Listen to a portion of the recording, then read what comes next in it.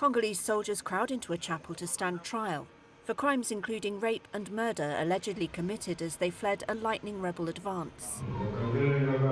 Testimony during the court-martial proceedings have highlighted the dysfunction of an army hobbled by poor pay and corruption. The chaos of the past few weeks, as Congo loses ever more territory in the east to Rwanda-backed M23 fighters, has further strained the army's weak chain of command, exposing civilians to more risk of abuse, according to a confidential UN memo providing an update on the fighting. Military prosecutors pursued charges including theft, pillage, extortion and loss of war weapons at the trials in Muzienene last week and in the South Kivu provincial capital Bukavu earlier in February. Most of the accused acknowledged that some soldiers committed such crimes, but denied they were involved, insisting they were separated from their units, like soldier Siko Mongombo Brice, accused of desertion. We were trying to find our unit, and when we got to Kimbulu, we settled in the street. That's where we were apprehended.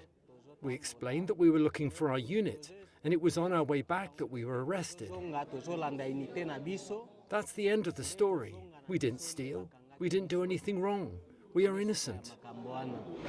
Testimony collected from quick-fire trials of more than 300 soldiers, interviews with 3 senior army officers, and a confidential UN memo seen by Reuters paint a grim picture.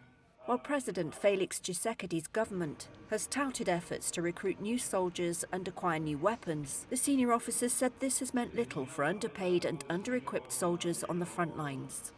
The trials have yielded death sentences for more than 260 soldiers. The army's spokesperson for the Northern Front, Lieutenant Colonel Mak Hazuke, said the accused soldiers have, quote, dishonoured the army and committed atrocities that could spur the population to aid the rebels' advance.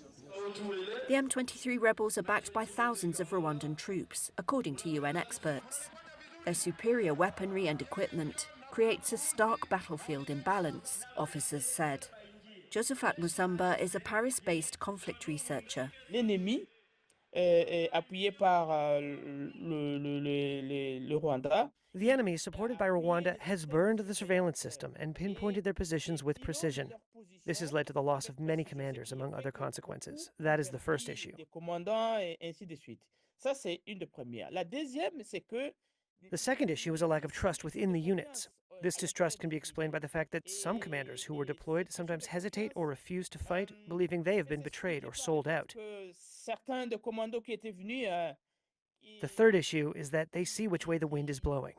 Rwanda denies providing arms and troops to M23. Tshisekedi has blamed military higher-ups for the poor performance, telling supporters the army had been betrayed from within.